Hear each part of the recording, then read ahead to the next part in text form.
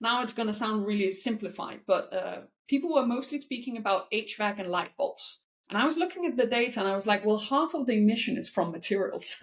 Why is no one speaking about that? And that really became the first step that drove me into these more, I'll call them the gritty, unsexy sectors. Right? I spent a bit of time with a few different mining companies looking at their water usage and decreasing water usage strategy, and what did that mean in terms of CO2 taxes and general business strategy.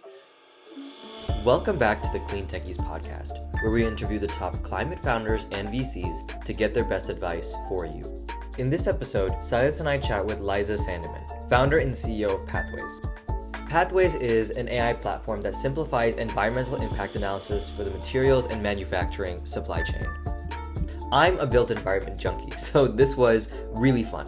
Materials are the main cost driver of construction, which means they will be essentially the most difficult to decarbonize. Tools like Pathways make it easier to identify which materials will help maintain cost parity. Major potential for a big emitter like construction and the built environment to decarbonize as a whole. As always, thank you so much for listening and enjoy the episode. Also, please take a second to fill out our listener survey in the description or our Substack. We're eager to learn more about you, what you do, and how we can help. Now, back to it. All right, welcome to the show, Leise. How's it going today? It's going really well. I'm super excited to be joining both of you here in the new year. Yeah, we're also very excited for this one. I think to give some context, we connected originally from the ERA demo day, and I just really like the pitch you guys have. It's really just quite fascinating in general, so super excited to get into it. But before we get into it, kind of just tell us, what are you doing today with Pathways in like one or two sentences? Yeah, so we are building a software platform that enables material manufacturers to create their product level lifecycle analysis. So that's a lot of complex, detailed words from both prop tech manufacturing and climate. But if you look around in the room you're sitting in today, the paint on the wall, the brick, the wood, the chair you're sitting on, the window, any company that produces any of those material manufacturers, today they need to produce these lifecycle analysis, and they do it manually today. And we've developed a range of different softwares that enables them to do this based on their existing data. That's really what we're building on. Shout out to our sponsors, Net Zero Insights. Net Zero Insights' mission is to enable the transition to a sustainable future by giving decision makers access to the leading market intelligence platform on climate innovation. Through the Net Zero platform, Net Zero Insights provides high-quality data and insights on the climate tech venture market by being the best at tracking organizations and funding rounds. I personally have had a great time using this to prepare for the podcast and researching companies, funding rounds, VCs, and the latest I need to know about the climate tech ecosystem. Use the link in our description to schedule your personalized demo with the team and claim your 10% discount. Thanks again to the Net Zero Insights team for sponsoring this show. So when you say lifecycle analysis, can you explain that for people who may not be familiar with the built space? Yeah, absolutely. Think of the chair you're sitting in right now, or if you're walking around your home, any furniture or any parts of your home, right? If you have a chair, it's going to have a bunch of different components. So if you need to create the actual product level lifecycle analysis, what you need are all the different input products, all the way down to the chemical input in the varnishes, the little metal stops, the wood that might be involved in it, right? Then you need to figure out how far was that transported, right? So you might have a chemical varnish that came from Malaysia that's transported to a little village site outside Ohio where your manufacturing plant is. You need to calculate that into the life cycle analysis. And then ultimately there's the manufacturer's own process. So do they have a fuel generator, an electrical generator? Which grid are they based on? How much water do they use? You can probably already figure out that this is mostly just a huge data challenge. Like, what are all these different parts of information, and how do I even get that? And that's what we build out technology that pulls this information directly from invoices, procurement information, the data lakes that hold safety information, really transforming the insights on the environmental level from months, which is what it takes today, to days and weeks. It's really interesting to see the different methodologies that people are using to estimate carbon and estimate the carbon life cycle. Mm. Some of them include not only the one that you're talking about, which is life cycle assessment, but science-based target initiatives is a very popular one. The philosophy there is 90% now. Don't worry about the 10%. That's usually where the hardest move is. And there's also GHG emissions protocol, which has their own methodology. A quick question for you is why did you choose this methodology and how is it informed the design of your product? Yeah, absolutely. So we lean up towards what's called the environmental product declarations. And it's one of the only third party verifiable standards. It's also the standard that's used both across the EU, all European countries, and in the US. So there's a lot of resources and money put into how to measure something, right? Ultimately, the goal is to reduce.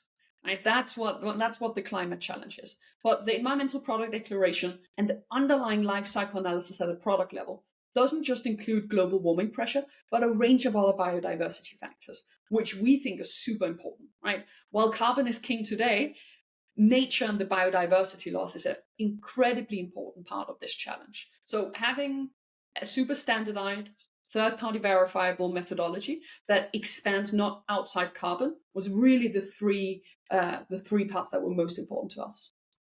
Can we get into that? How are you factoring in those other other emissions and other factors of the process? Because I think that some guests that we're excited to have in the future are, for example, talking about the difference between carbon dioxide and methane and different unfocused factors that are also a part of this life cycle. So can you get into where do you start thinking about these other factors and how do you quantify them? Yeah, so I mean, a lot of these other factors are exactly like you're saying. They can both be different emissions, like methane or carbon, but they're also just chemical usages, right? That might have more localized biodiversity impacts.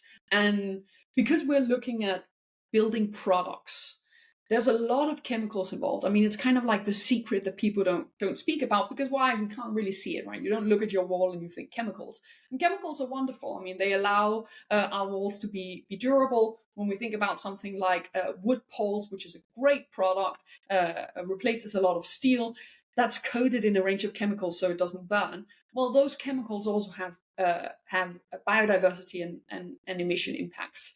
So I think really, I mean, the principle we've brought to this and that we're seeing manufacturers be excited about is it isn't always as simple as there's just one answer, right? And if you just narrowly focus on carbon, you might be missing out on your water usage, which in particular regions of the country are really more important.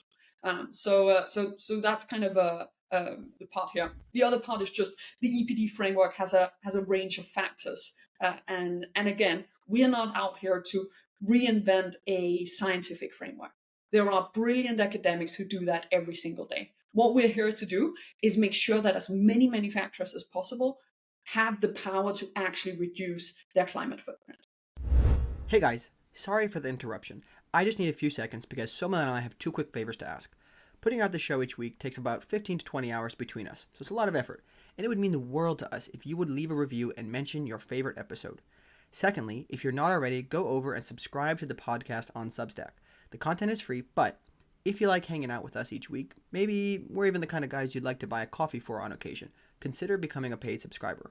For the cost of one lavender latte a month, you can help us immensely. Thank you for tuning in consistently and helping us to share our guests' stories. Now back to the show. Yeah, I like this. So just kind of to summarize again, before we move on, I have some questions about your careers. The manufacturers can use your technology to basically save a ton of time getting some certain data that they're mandated to report, correct? That's exactly right. Perfect. Okay. So going back to your career, so you started in research, you ended up in consulting with McKinsey, and then eventually you decided to move to the States and do your master's. Can you just kind of talk a little bit like what caused you to make that step? I want to understand your career journey a bit more. Yeah, absolutely. And let me really start at kind of the start of my career, which was in London at McKinsey, a big consulting house. And this was back when the Paris Agreement was our only climate framework in town. And from the get-go, I'd say I was at this intersection of sustainability and built environment. So I spent a bunch of time with a few different banks looking at their underwriting strategy and how to factor in climate into their investments or their underwriting in real estate and infrastructure. And now it's going to sound really simplified, but people were mostly speaking about HVAC and light bulbs. And I was looking at the data and I was like, well, half of the emission is from materials. Why is no one speaking about that? And that really became the first step that drove me into these more, I'll call them the gritty, unsexy sectors. Right? I spent a bit of time with a few different mining companies looking at their water usage and decreasing water usage strategy, and what did that mean in terms of CO2 taxes and general business strategy. And then I moved out to India to work with a big steel company. I guess that's kind of my materials point of no return. Right? I was standing in Jamshedpur, and all I could see was steel, and it just really landed the both the size of the challenge, but also the need and the opportunity. Right? What I met was super interesting, ambitious material manufacturers who really wanted to do better, but who ultimately were gate kept out of climate. Right? Climate had become a little bit of this like elitist climate crypto or these center of excellencies. And I guess this mission about climate isn't sexy, right? It's barely interesting, right? It's infrastructure decisions. It's supply chain managers who swap out chemicals. It's plant managers who swap from fuel generators to electrical generators. And enabling the people who are actually at the front line of climate mitigation to get information became really clear to me when I was standing out on those manufacturing sites. Before we go too far, you brought up steel, and I think steel is one of the biggest themes of 2023. H2 Green Steel was, I think, the biggest climate race. So I want to ask you really quickly, you were seeing this large, essentially landfill, or in all of your view, so much steel in front of you. What are your thoughts on green steel as a problem that you're tackling? I want to talk about that for a quick second while we're there. Steel is very, very important right now. There's a lot of different methods, including recycled steel, which has its qualms because it's weaker.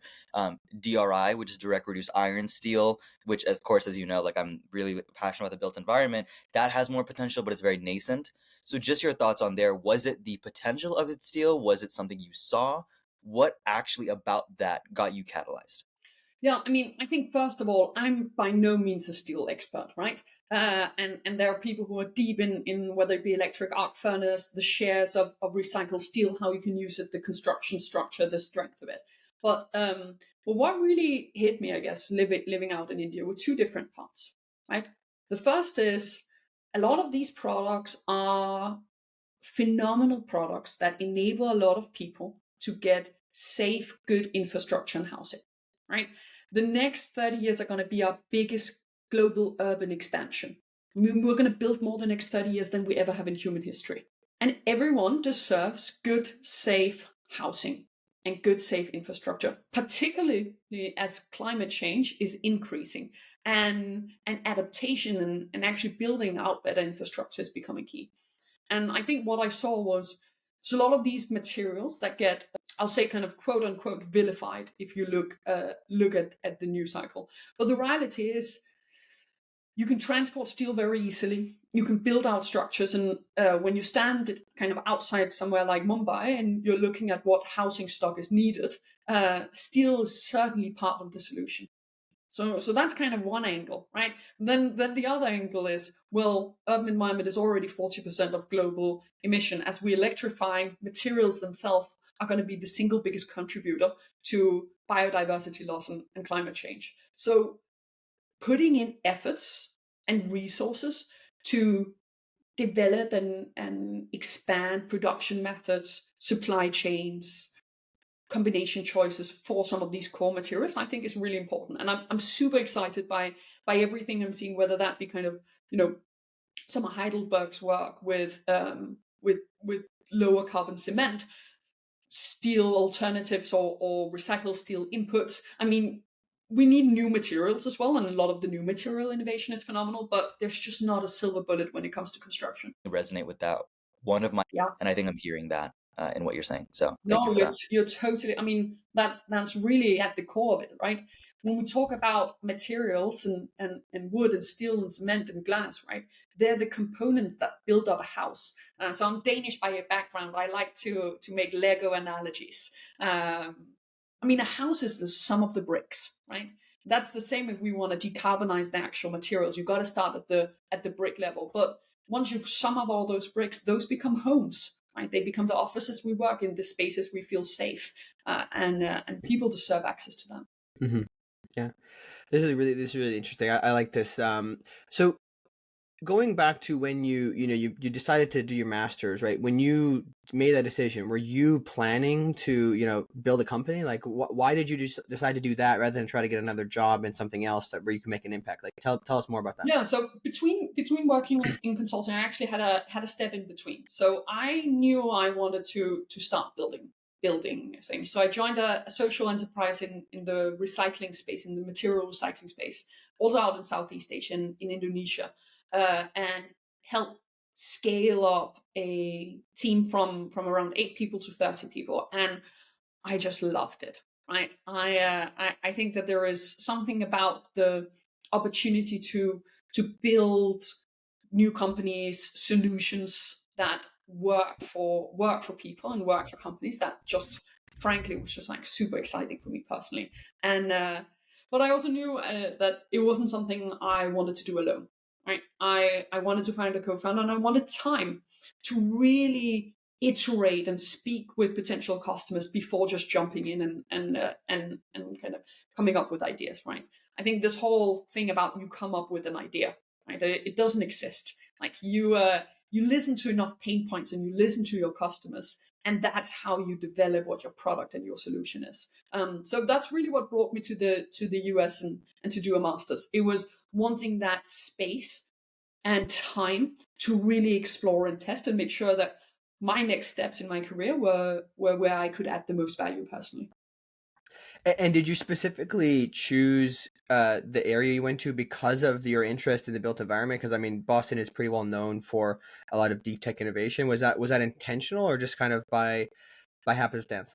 Yeah, I mean, I think to be honest, it was probably more the university, right? The Harvard MIT ecosystem is just a phenomenal hub for entrepreneurship, for innovation, had a real climate focus and had a real angle of built environment. And I knew that it was going to be something within biodiversity and climate and built environment. But I mean, built environment is huge, right? It's everything from HVAC installation to material development, hard science, software. And I hadn't decided or nailed down where were the biggest needs for me to solve. Let's double tap on that. What about the Harvard MIT ecosystem was really, really beneficial about the built environment? Yeah, I mean, I think first of all, there are just some real thought leaders there, right? I think of kind of the MIT real estate institute, right? The bringing together expertise.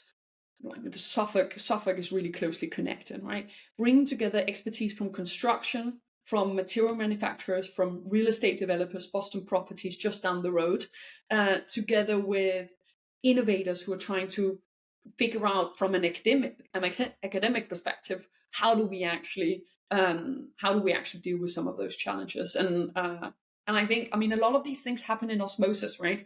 And once we really got our hands, me and Alex, my co-founder, on the challenge of embodied carbon in, whether it be kind of in architecture, in construction, real estate, everyone were talking about embodied carbon, which is, the carbon of the real stuff, the materials. Then it became more a question of who in this value chain really has the power to solve this. But it was that kind of osmosis, the things you can't put a word on, right? Yeah.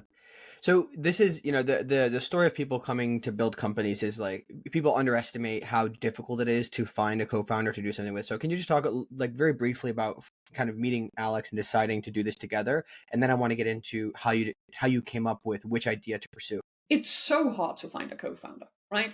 It's, I mean, I spent more time with Alex than I do with anyone else in my life, probably than I ever have with anyone else. And we're packing everything together, right? You put your career together, you you get annoyed at each other, you get inspired by each other. I mean, it's all the range of emotions. I actually went about this in a, I'd say, relatively structured way. I knew I wanted to explore and test out with a lot of different people. So I'll say my first year I did a lot of what I'll call co-founder dating. I basically wrote to all the PhDs in the MIT Harvard ecosystem that I thought had really interesting ideas, and I asked if they wanted to grab a coffee.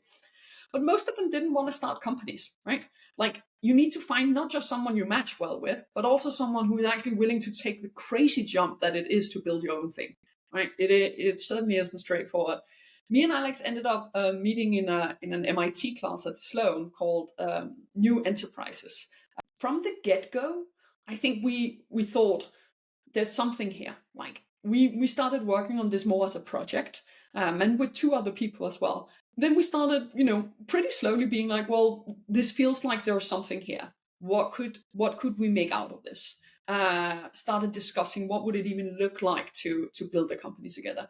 And then we actually set quite tangible milestones. So every 3 months, what do we need to believe at this next stage for us to feel confident in this? And we started having systematic feedback every month for almost a year, until we kind of took the final jump, saying, well, what's working well in our collaboration, what's not, and then we rolled into it. Mm-hmm. And so that was primarily on determining whether or not to work together, correct? That wasn't about the idea specifically? Yes. Yeah. That was working together. So obviously you mentioned it earlier, right? People think, oh, I have this idea, and that's just the general idea is, oh, I just had this idea and I went for it. But what did you toss out, right? There's a lot of things that were probably like really close, you were thinking about pursuing, but then you're like, no, we're not going to do that. So talk about the process of figuring out which idea to pursue and some of the main kind of runners up. Yeah, oh my God. I mean, the list of bad ideas is so long, right? Which is why I think you have to really like who you're working with, because ultimately it's all about product market fit. And you keep iterating, right? It's not like you get to a point where you don't think about product market fit. Like, I wake up thinking about product market fit, I go to sleep thinking about product market fit. So what were some of the run-ups? Well, we were really focused on this idea of embodied carbon in the built environment, right? The half of the 40% that comes from the materials. But there were roughly four different types of people you could target. You could target the real estate developers, the architects, the construction, or the material manufacturers. We actually spent a lot of time speaking with people in all these 4 buckets, right? Real estate developers, really understanding, if we were to build something that helped them reduce the footprint, what would that look like? We started building up a solution in the architect space, pulling together all the data from these different EPDs and environmental intensity factors, and seeing how you could model it as a building. But pretty quickly found out, 1, there was a lot of competition in that field, and 2, architects don't have a lot of money to spend. And in many ways, they sit in the middle, being pulled from all different sides. So while they are phenomenal thought leaders, it's very hard to change the world from that point of view. And ultimately, we knew what our North Star was, which was reducing climate footprint.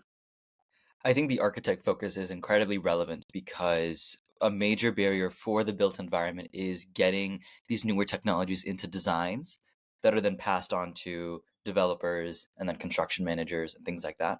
And there's a major roadblock with technology risk, which is, for the architect, their main incentive is, will this work? And their bias towards going with older, less decarbonized technologies, designs, is that I know this is going to work. Yeah. And so I think there's not only the financial constraint, but also the risk that they're not willing to take on. And I think what you pointed out is a problem that I'm thinking about actively, which is, I think, how do you incentivize, this group at the very inception? I think there's also been an explosion recently of architect design software, especially for the built environment. And I think that's tackling the same problem of making it more efficient and less friction based to iterate on these designs. One question I had for you then is, thank you for laying that out. What led to the impetus of, wait a minute, this idea, Pathways, has ground, has traction? Yeah. So, I mean, first of all, Somil, I think you're just spot on with everything you're saying there, right? It's so absolutely critical. And I speak with architects who say, well, I don't know how to read this 30-page long environmental product declaration. And it's not giving me it doesn't even say the footprint of a window. It says the footprint of a square feet of glass. Like how am I gonna measure anything based on this? So there's definitely a lot of problems there. When we were speaking with real estate developers, with architects, with people in construction, they kept saying the same thing over and over again. There's a lack of data. We're just missing information about this. Well, we would choose differently if we just had more of this information. And it felt like all the arrows were pointing to the material manufacturer. And I mean, I think the natural question from that is, well, why don't we have this information? Why don't we know more about how these materials are produced? And that's when we really started speaking with a lot of material manufacturers. And it was just shocking, right? You meet these really great people who've been working often for generations in different materials, who were suddenly faced with new requirements about having to produce these documents that they hadn't known about for life cycle analysis, lots of information needed from their suppliers, transportation, their own processes, really outside the scope of what their teams had ever done before. And when the only solution they then had was, and largely have today, is to go to very expensive consultants who come in, do all this manually. Best case, they read it directly off your invoices and off your data system, which is expensive and take a long time. Worst case, you get given a custom Excel that you can send to all your sub-suppliers, and then you have to wait for them to send it back, right?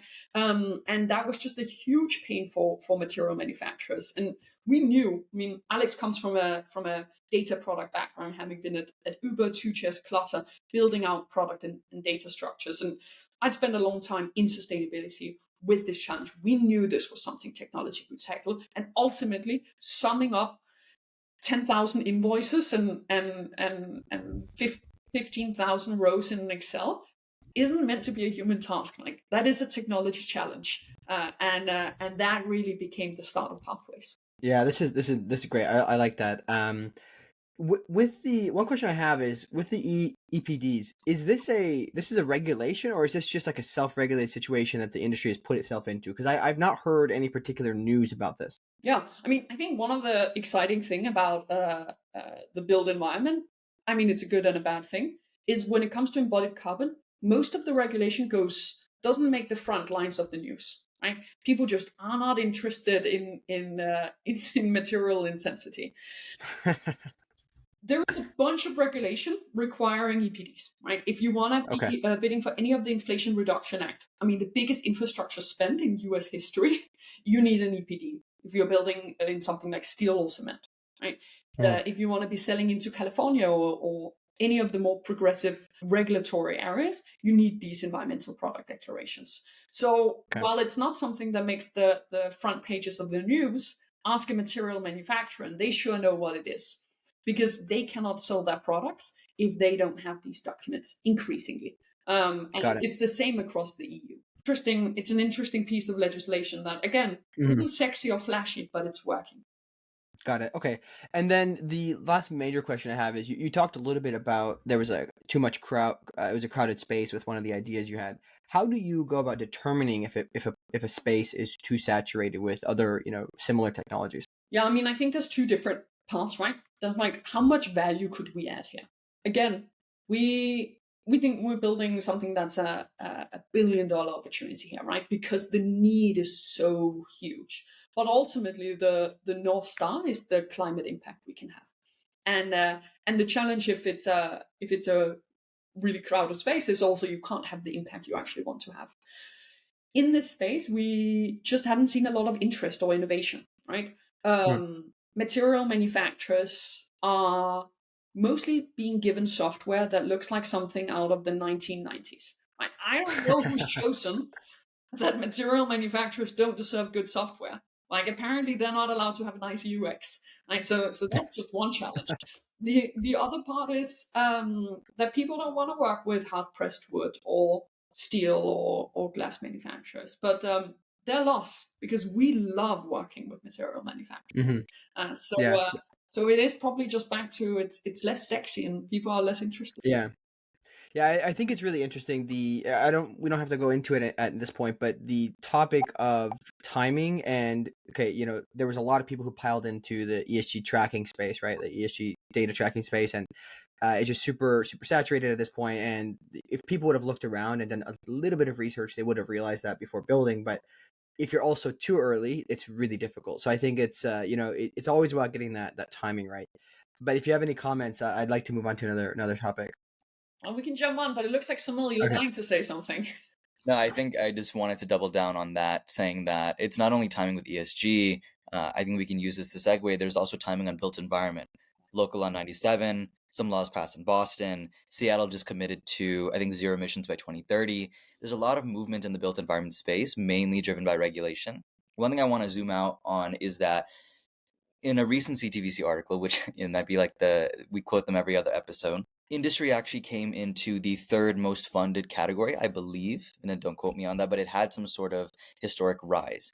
And so I think there's this dichotomy between maybe what used to be built environment and industry, which is, rather neglected, underinvested. But honestly, in my day-to-day, like in venture and seeing deals, I do think industry is gaining momentum. I want to directly contrast this with I remember one of your posts talking about, built environment, people aren't really paying attention. I think there is a bit of like an echo chamber here. People who care, and people who don't. But I think it's growing, and I think it's growing partly, and if not mostly, due to regulation. I just want to ask really quickly, what is your gut feeling today, maybe compared to when you first started Pathways about the built environment? Yeah, I mean, from the time I started being interested in built environment, people were like, "What is built environment?" Right? I mean, I speak also with funds who did projects certainly before it was sexy. I still think that built environment has these kind of four different angles. Right? There's been a lot of attention on tenants and real estate developers. I don't hear a lot of people talking about hard pressed wood or ceramics, right? So even within the built environment, there's of course variation, as there always is within a space. But the amount of startups, exciting technologies, innovation is extremely promising, and frankly, just very exciting to be in, right? Because my experience is that these different companies and the people who work in the built environment also have a lot of appetite. They know they wanna be part of the solutions of digitalizing, of being more climate friendly and Right. creating safer good spaces. I definitely agree with that. I think there's certain technologies that are now getting off the ground. Timber is one of them. I think you mentioned. I think the real difference here is what's like, I think low carbon capture concrete, for example, is now, firm, like really solidified within the built environment. So I definitely understand the striation that you're talking about. The next sort of like big picture topic within the built environment that I'd love to push you on is different types of buildings and decarbonization. So one thing I'm wondering is, what was the easiest type of building to decarbonize for you, and what is sort of like the big and decarbonize in the sense of estimating the different life cycle analysis, things like that, and a building that is a building style that's particularly challenging. Yeah, I mean, I think the first thing there is our customer is the material manufacturer. So in many ways, when we talk about decarbonization, people think of the whole building, right? But back to this Lego analogy, you don't decarbonize the all the Lego bricks together, right? Each of the bricks need a different approach. So when we think of what are the materials or the areas where there's a lot of opportunity, I mean, combining that with design, any building that's already standing is better for the environment. Right? Every time we take down a building and rebuild it with something new, doesn't matter how sustainable the materials you're rebuilding a new building with are, that's worse for the environment. Right? So the other part is extremely frequent retrofits, or every 2 to 3 years, an office block basically gets all the interior ripped out, new carpets, new paint, new wall, fully new setup. Right? These are things that I call kind of like the hidden emission. Right? Because tenants will think about the fact that the light is on or the heat because they receive a bill every single month, but they won't think about the amount of emission that goes into that retrofit. So this is a little bit of a sideways way of answering your question, less about covering which buildings and more about the Right. approach and the type. Within the space, which are the the technologies that you notice is in the material side that are getting a lot of attention or have the most kind of innovation going on, and which are the ones where you say, listen, like we haven't seen anything interesting happening to decarbonize this material? It's a really interesting question, and it's something we spend a lot of time looking at. I think in general, I mean, I think there are two different streams to this, right? There is innovating and updating the process for existing materials. That's something like when we talk about new methods of cement or concrete or steel, right? It's really about taking materials that people know how to use and innovating so that their climate footprint is ultimately lower. But then there is this other side, which is how to actually develop new materials that have kind of different footprint. I think some of the areas I find really exciting are insulation, like figuring out how to make insulation more green and alternative material combination. Another one that's really on biodiversity and chemicals is carpets, right? Carpets and tiling, like the people who are trying to figure out how to have new adhesives that have a lower footprint. Again, here they're like it's back to this big thesis of like climate is technical, right? It isn't flashy. It's the adhesive between the carpets that you put in a new building and how to rip it off and what happens if you burn it. And then of course I think that a lot of what's happening in wood, and that's also a place where US is really leading. A lot of housing in US is built on a lot of wood, which if done right with sustainable forestry can be a carbon storage, right? It's a phenomenal product, but figuring out how to use that in combination with other materials, there's still some way to go. I think I want to jump in really quick. Insulation is a very, very exciting topic for me. There's a lot of cool companies doing work in this space. Hempstone is one.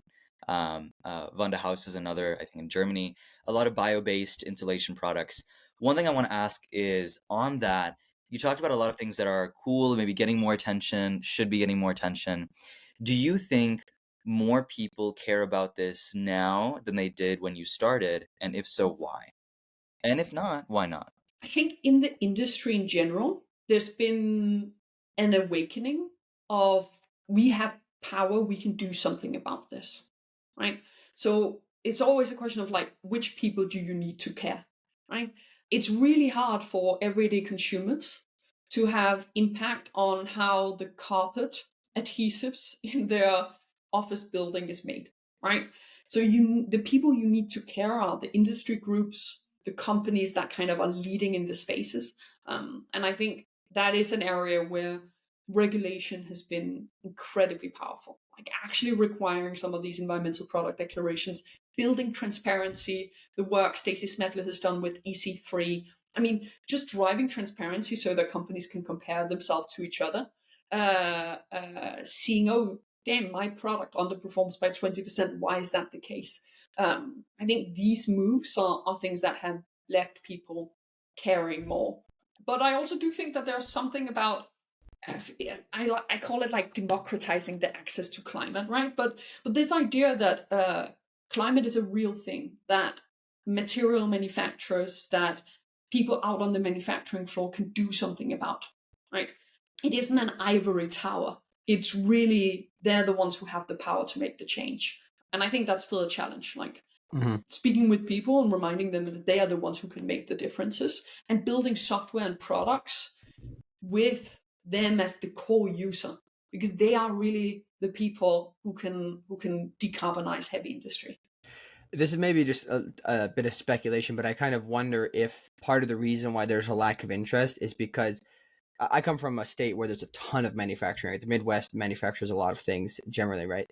And you don't hear about manufacturing companies. Like even when you live in the town where there is dozens and dozens of manufacturing companies, you don't hear about them. So they kind of move in silence. They're not like these big corporates who have massive PR for teams and stuff like that. So do you think that might be, just out of speculation, part of the reason why nobody's trying to build tech to help them, because they haven't made like essentially an RFP for this technology? I think you're totally right there.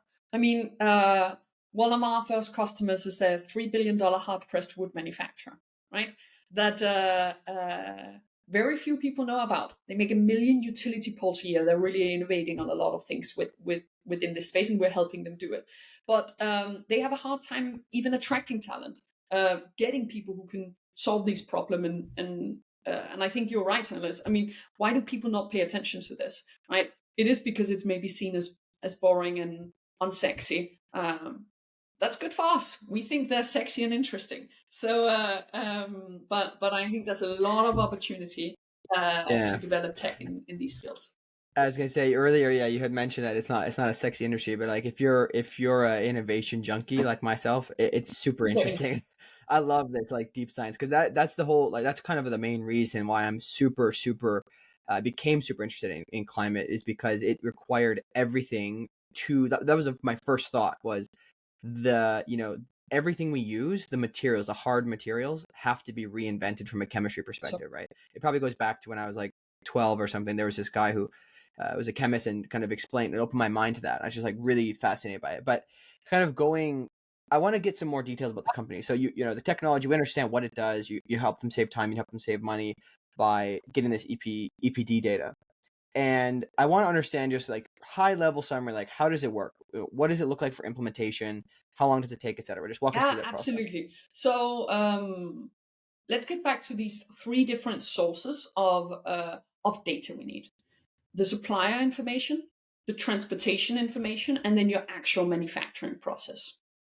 So our platform, the integration side of it, is really pulling this data. The vast majority of this, and that frankly was a pretty big surprise to me, exists within data lakes of these companies, right? You just need to know where to look and how to look. So some of the innovations we're, for example, applying are using large language models to pass through unstructured invoices and pulling out that documentation, right? So for a good example of that would be one of our customers. Their electricity still comes has an analyst sitting and downloading invoices from a website in a PDF format and then typing them into an Excel, right? When we talk about getting data, like that's some of the formats. Those are parts where we can apply a combination of, really like data structure, large language models to pass through and input that information. The other part is just directly from procurement system and safety documentation. So material breakdowns of sub-suppliers often have to be reported in safety information. So when we think about what does implementing for a big material manufacturer look like, it's really us sitting on top of their data stack, pulling the information needed for the lifecycle analysis. Then the second part is, what does the customer look at? Right, and I think that's where we can talk about the differences with a lot of the technologies they use today. Because what we've really built is a super simple platform that allows them to see that life cycle analysis on a product specific level, sum up across different types of products, compare them, and then get really simple overviews of the hotspots. Like what's driving the environmental emission of this product. That's the kind of insights that then allows supply chain managers, procurement teams, operations teams to decarbonize. But also, we were speaking with a sustainability manager who said, wow, this is actually, third-party verified and rigorous and bottom-up. We can ultimately use this to just communicate our climate footprint of our whole company. Like a material company is just the sum of the products, right? So I think that's some of the use cases we're seeing now. Something that you mentioned that really sticks out to me is having done a lot of recruitment in the ESG and sustainability, kind of a lot of the reporting world, is it's usually when those people are speaking to a lot of their corporate, like just the people who run the company, right? The regular people, they are like, it's like speaking in tongues to them. They have no idea what's going on, right? This is like the secret language, right? But if you can just make it super digestible for the average person, then the whole company can be like, oh, this makes sense. How can we decarbonize the transit, right? How can we decarbonize this? It's super simple, super easy to understand. And if we're going to actually decarbonize the entire industry, you have to make it that way, because you don't have the average person working in these companies is not somebody who comes from some type of like elite circle and thinking about like sustainability on a high level. It's not philosophy. It's driven on like, I want to make good products. And they're especially if like in the Midwest, like they're probably like really focused on family values. Like I'm just here to have this job because I want to like have a good life, right? And I think that communication aspect is something that is massively lacking across the Well, I industry. mean, honestly, I could not agree more with what you're saying, right? And that's back to this idea of like democratizing this information. It doesn't have to be as complex and as hard, right? That's part of the like gatekeeping by sustainability consultants. Make it sound really difficult, elitist, hard to do. I'm like, if you say another chemical is 25% less biodiversity impact, like everyone understands that. And someone who's mainly Yeah. a manufacturing manager but now has 10-15% responsibility, which is sustainability, that's suddenly something they can act on. And that's Yeah. like, if Yeah. you want to make real change, you got to meet people where they are. Like, can't meet them Yeah. where you want them to be. So this goes really well into my next question. You've told me a story about this, so I have inside information on this. But can you talk about landing your first customer? I want to know, first of all, how did you? Well, I'll get into a particular question about the story you have, but how did you identify them, and how did you actually get the meeting and land that first conversation that led to a customer? Yeah, I mean, I think the thing that I'm sure is gonna resonate with a lot of other founders and probably also early stage VCs. It's a mix between grit, hustle, and luck, right? Uh, and uh, uh, and then a lot of listening, right? So our first our first customers have all been landed on cold outreach, right? So a combination of frankly just picking up the phone and calling sales execs at big material manufacturing companies. They have their numbers online, and LinkedIn outreaches. And I probably don't need to tell you guys that material manufacturers don't exactly live on LinkedIn, right? But the advantage of these kind of very accessible tools to everyone is that you can see the roles and titles of different people in the organizations. You can get an understanding of what do they care about, what do they say. And our first sales were really converted in a few weeks, right? Which, when you talk about Really? big public companies, isn't super common. But the core here is listen to what people are saying. Like, they will tell you what their pain point and their problem is if you listen. And we've targeted these, I call them kind of mid-sized material manufacturing companies, and got a bunch of strategy that I'm not gonna talk a lot on a Yeah, on sure. a on a public podcast, but at the core of it is empathy, hustle, and a fair amount of grit. Right, it takes a lot of Yeah. skills. Yeah. Yeah, so this leads to the story you told me that's just like I really resonates with how I imagine the space to be. How receptive are these people to hearing what you have to say, right? Because like you don't necessarily think of manufacturing people as like out there usually banging the sustainability drum. So can you talk about that and your stories on that? Yeah. Well, let me give an anecdote, and then we can figure out if we want to cut it out later. So I was on a call with a steel producer in the Midwest, and I'm also now gonna get a lot of flag for a horrible American accent. But let me kick it off, right? So we start out the call here, and he says, "Leise, I don't know if I like you got your pronouns on your email, right?" So it's fair to say that one could think there's a little bit of distance between me and this the CEO of the steel company. I was feeling in a jolly good mood that day, so I said back, if that's our biggest problem, we're going to do just fine, right? And he came out with a big laugh, and then we got on to talking about what our product actually does, right? This is a guy who I certainly am not sure we stand the same place politically. We don't come from the same background, don't come from the same part of the country. But he also is facing the pressure about producing environmental product declarations, about decarbonizing his product. He sees it as a real good sales opportunity to have lower carbon footprint and being able to communicate that in a verifiable way. He knows good business when he sees it. Consulting services are expensive. If we can do it with product and software, that's much better. And again, let's see if this makes the final end of the I love this. No, this has to stay in. This is such a great story. But it's just to say that again, like, if you want to be building something in this space, you can't only speak with people who see the world or think like you do, or who you think have the same values. Like, you gotta be meeting people where they are. Like, that's how we shift things together. And that's very much at Yeah. the core of like my beliefs me and my co-founder Alex, how we build our company, the types of people we're hiring, the way we're building our product. Yeah. No, I think this is, again, this goes back to the communication aspect, but I'm from the Midwest, so I generally, I understand how these people think, and the language and the communication that's used with climate and the mainstream media, the way they push it out, it is very, very off-putting to those people, right? And this is the thing, is if you genuinely want to decarbonize industry, which is, again, the hardest, industry and built environment generally, like materials, you need to understand the other person's, what matters to them. It's all about sales, right? In sales, you have to understand, what do they actually care about and want to achieve? And if you want to achieve your outcome, align with their outcome, right? And that's all of the most successful founders who have come on the show have done that. So without getting too much more into that, I do want to know, just kind of, I think the last major question about the company so far is, what has been the biggest challenge to this point? I mean, I think we're in a funny time with startups, right? There's a lot of talk about climate startups doing well, PropTech contact, but it's been a difficult fundraising environment. It's been kind of an overall economic environment where even companies are worried about making investments.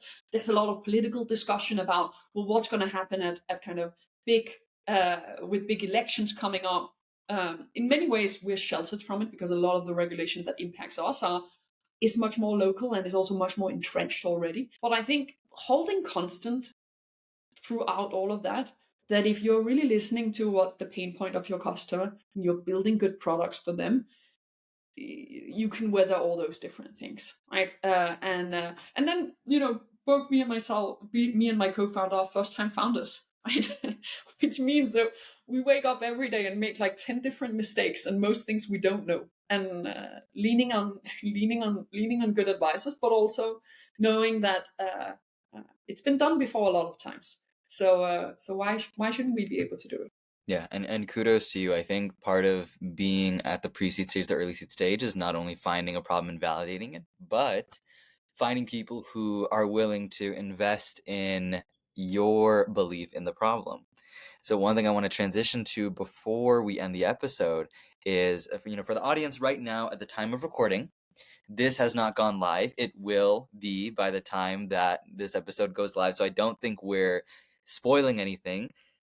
What announcement would you like to share with our audience today? Well, this makes me smile big. You're absolutely right. I mean, the best thing is getting people along on your journey, right? And that goes for team members you hire, but certainly also investors who back you. So we kicked off a fundraise just at the end of 2023, and just before the holiday season, closed a heavily oversubscribed round. So we planned out to raise 1.5 million. We ended up closing 2.5, had almost 4 million committed to the round. So kind of a dream scenario when you think of kind of excitement round dynamics and getting people on board. And from the get-go, me and Alex had really wanted to get two types of funds on board. Ones that know our customers super well, construction tech, prop tech, and second, climate funds.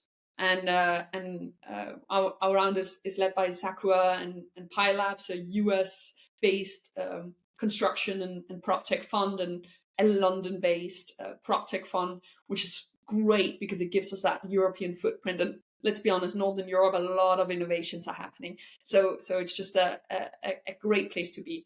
And then a coalition of funds coming in, joining us, and yeah, I mean, I couldn't be more excited and very, very happy. Yeah, congratulations to you. I mean, this is also for context. I mean, 2023 was not necessarily a stellar fundraising year.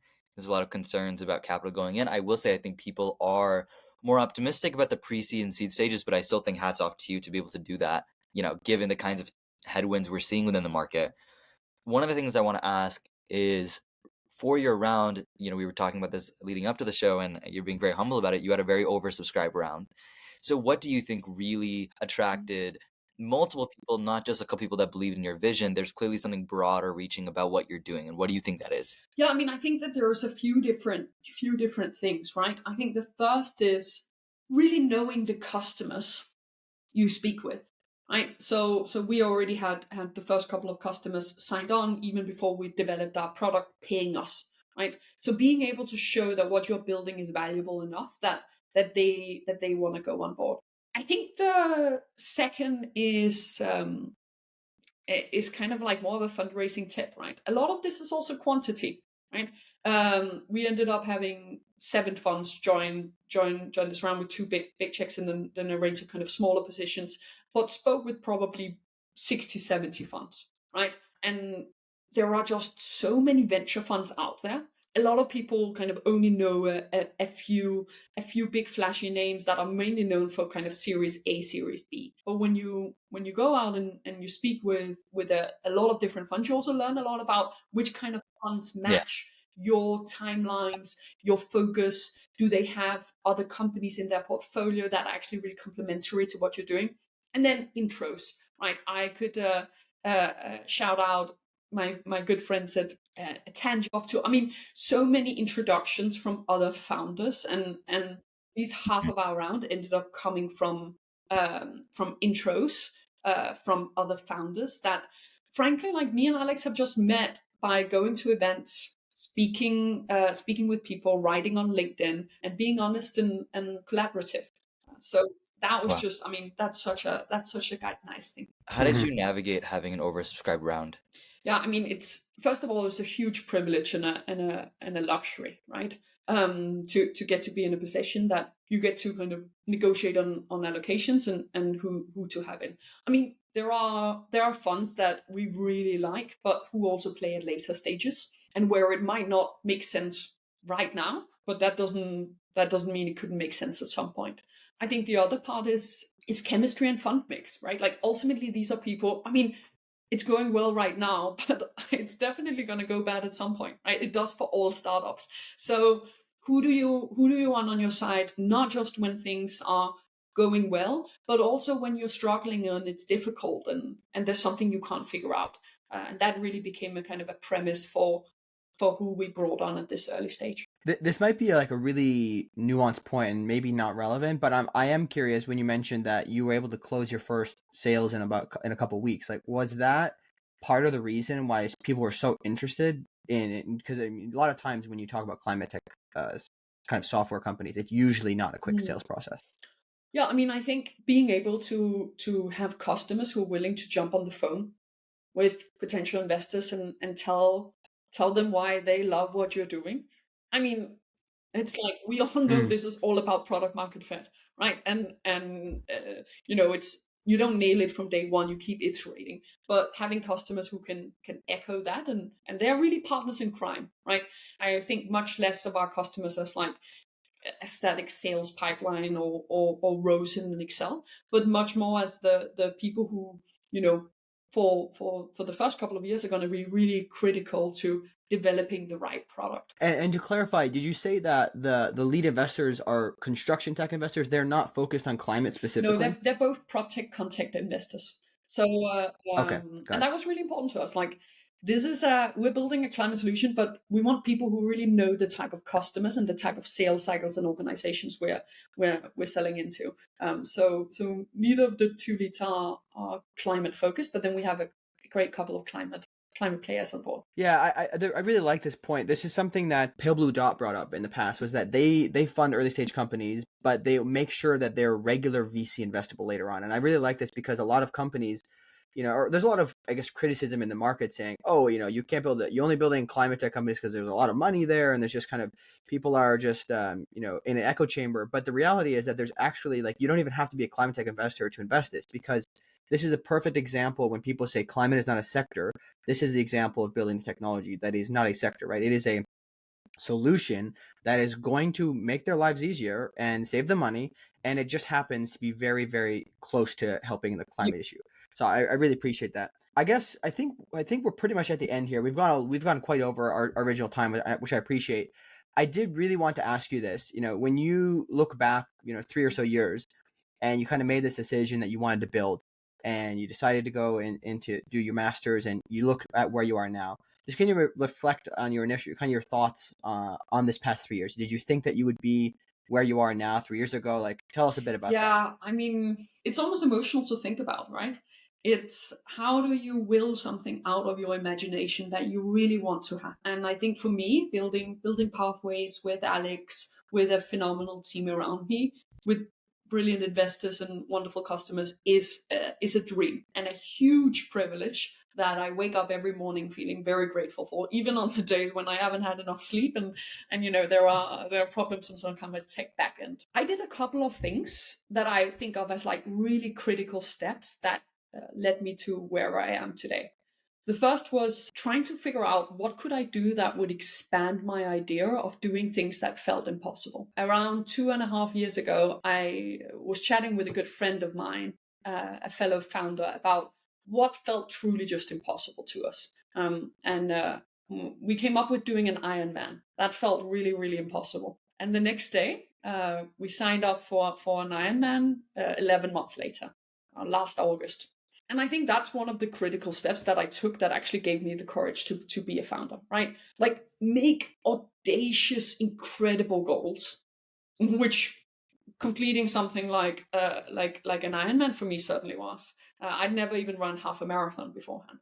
And then get your head down every single day and do the work, right? 6 a.m., go swimming, go for the long bike rides, go running, do the strength training. Like, it isn't sexy and glamorous, but if you do the work and you keep that big dream out on the horizon, like you wake up one morning and you're in a wetsuit and then in my case, 13 hours and 45 minutes later, you're done, right? And in many ways, kind of that was one of the steps. I did others. That's probably the most symbolic one that really represented knowing that that I could go on the journey of building a company. Yeah, I love this. I think it's a lot of people, I don't know if I have an opinion on this one way or the next, but a lot of people just assume that, really big time founders who have succeeded are kind of born a certain way, but I don't think that's actually true, because I think people evolve through intention, right? If you look at the lives of people,